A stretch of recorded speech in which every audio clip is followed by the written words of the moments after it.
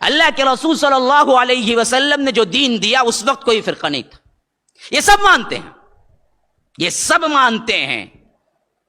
اس وقت کون سا فرقہ تھا؟ کوئی فرقہ نہیں تھا. جتنے فرقے بنے وہ بھی مانتے ہیں کہ ہم سب بعد میں آئے, اللہ کے رسول کے دور میں کوئی فرقہ نہیں تھا. ہاں, یہ سب مانتے ہیں. ہر فرقہ جو قدیم ترین فرقے ہیں وہ بھی دراصل کیا ہے, مانتے ہیں کہ وہ نہیں تھے. ایک مرتبہ ایک مناظرہ ہوا, شیخ اسماعیل سلفی رحمہ اللہ, اور اسی طرح بعض کے بارے میں آتا ہے کہ مناظر الاسلام مولانا ثناء اللہ امرتسری رحمہ اللہ تھے, کہ مناظرہ اس پہ تھا کہ شیعہ برحق ہیں, اور وہ اسٹیج پہ پہنچے تو اپنی جوتیاں نکال کے بغل میں رکھ لیا. کہا کہ مولانا جوتیاں کیا ہے, بغل میں کیوں رکھے ہوئے ہیں؟ مناظر ہے, سامنے لوگ بیٹھے ہوئے ہیں, مذاق اڑائیں گے, آپ آئیں ہمارے سوالات کا جواب دیں. تو انہوں نے کہا کہ نہیں جی, میں اپنے بڑوں سے سنا ہوں کہ اللہ کے رسول کے زمانے میں شیعہ جو ہے نا چپل چوری کر لیتے تھے, اس واسطے میں بغل میں رکھا ہوں. تو وہاں کا جو مناظر بڑا تھا اس نے جھٹ سے کہا کہ ارے کیا بات کر رہے ہیں, شیعہ تو اللہ کے رسول کے دور میں تھے ہی نہیں. بولا کہ پھر مناظرہ ختم, جا کے آتا ہوں, السلام علیکم. تم خود مانتے ہو نہیں, بعد میں آیا. یہ قدیم ترین فرقے ہیں. شیعہ سب سے قدیم ترین فرقہ ہے اگر دیکھا جائے تو, لیکن اس کا بانی مبانی یہودی ہے, عبداللہ ابن سبا, اسی سے چلا. اسی دور کی پیداوار کا دوسرا فرقہ خارجی ہے. دو انتہاؤں پہ پہنچ گئے. ایک فرقہ وہ تھا جو اللہ کے رسول صلی اللہ علیہ وسلم کے خاندان کو الوہیت میں شامل کر دیا, جو شیعہ تھا.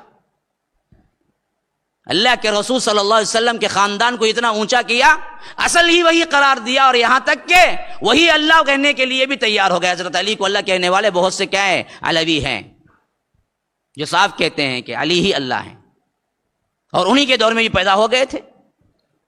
حضرت علی نے انہیں آگ میں جلایا, تب تو کہا کہ ہم کو اور زیادہ یقین ہو گیا کہ آپ ہی اللہ ہیں, کیونکہ آگ کی سزا سوائے اللہ کے کون نہیں دیتا. تو آپ نے کیا ہے, ہمیں سزا دی, تو مرتے وقت بھی یہ کہہ کے مرے کہ آپ ہی اللہ ہیں.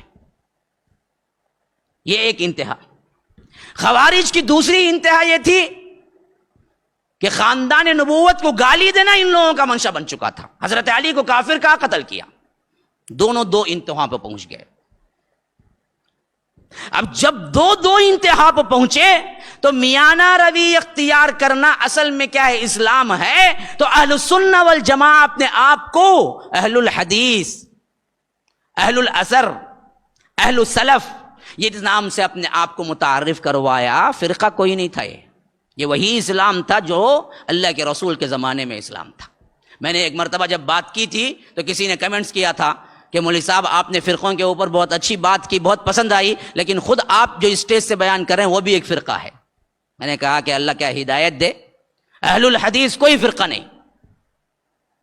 جب دو انتہاؤں پہ پہنچ گیا اور لوگ دو طرف بدل گئے, بٹ گئے, تو اب صحیح کیا ہے, اس کے لیے نام دینا پڑا. مسلمان بڑے تو کون سے مسلمان بھائی, شیعہ والے, خارجی والے؟ کہا کہ نہیں جی, اہل السنہ والے جو سنت کو مانتے ہیں, جو اللہ اور اس کے رسول کو مانتے ہیں. اہل الحدیث جو قرآن اور حدیث کو مانتے ہیں. اہل الحدیث کا مطلب حدیث کو مانتے ہیں نہیں, قرآن کو بھی اللہ تبارک و تعالیٰ نے حدیث کہا ہے. فَبِأَيِّ حَدِيثٍ بَعْدَهُ يُؤْمِنُونَ مَا كَانَ حَدِيثًا يُفْتَرَىٰ. قرآن کو اللہ نے حدیث کہا ہے. اہل الحدیث کا مطلب یہ ہے کہ قرآن اور حدیث کو ماننے والے.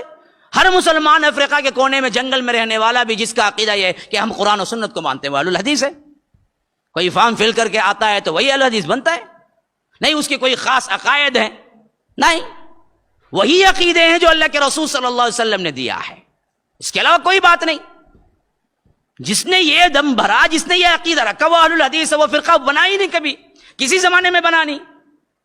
بعد میں لوگوں نے تھوپا, تم وہابی ہو, فلاں ہو, تمہاری نشانی کیا ہے, سینے پہ ہاتھ باندھنا, انگلی ہلانا. کیا انگلی ہلانا, سینے پہ ہاتھ باندھنا ہی خالی نشانی ہے کیا؟ کون بولے؟ کوئی کہتا ہے کہ اللہ ہر جگہ ہے, پھر سینے پہ بھی ہاتھ بنتا ہے, انگلی ہلاتا ہے, اہل الحدیث ہو جاتا ہے کیا انہیں؟ ہاں, نہیں ہوتا انہیں. عقیدے سے ہے اہل الحدیث, وہ ہے کتاب و سنت کو ماننے والا. آپ سب مانتے ہیں نہیں مانتے ہیں؟ ہمارا بیس کیا ہے, کتاب و سنت ہے یا نہیں؟ ہاں, تو ہر مسلمان پیدائشی اہل الحدیث ہے. کیوں بھائی اہل الحدیث بولنے میں تنگی ہوتی ہے کیا؟ ہاں داڑھاں ذرا مضبوط ہو جاتے ہیں, گر جاتے ہیں, بہت مشکل ہوتا ہے بولنے. کیا غلط بات ہے؟ فرقہ تو کس کی نسبت منسوب ہے؟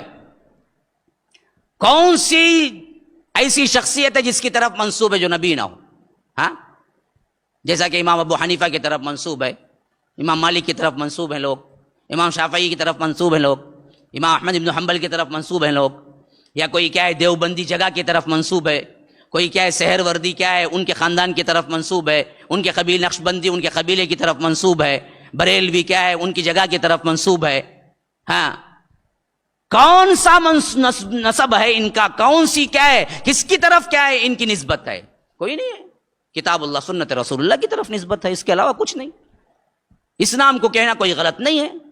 ہر مسلمان پیدائش اہل الحدیث ہے یہاں تک کہ وہ بدل نہ جائے, ورنہ تو جس عقیدے پہ ہے وہ عقیدہ اہل الحدیثی کا ہے. تو یہاں پر بولنا اس واسطے پڑا اہل سلف کو کہ ایک طبقہ ایک فرقہ اللہ کے رسول کے خاندان کو گالیاں دینے لگا, اور ایک طبقہ اللہ کے رسول کے خاندان کو اللہ کی الہیت کے اندر داخل کرنے لگا. تب کہیں جا کے کیا ہے معلوم کرنا پڑا, دیکھو نہ یہ صحیح ہے نہ یہ صحیح ہے. صحیح کون ہے؟ جو اللہ کے رسول نے جیسے کہا ویسے مانو.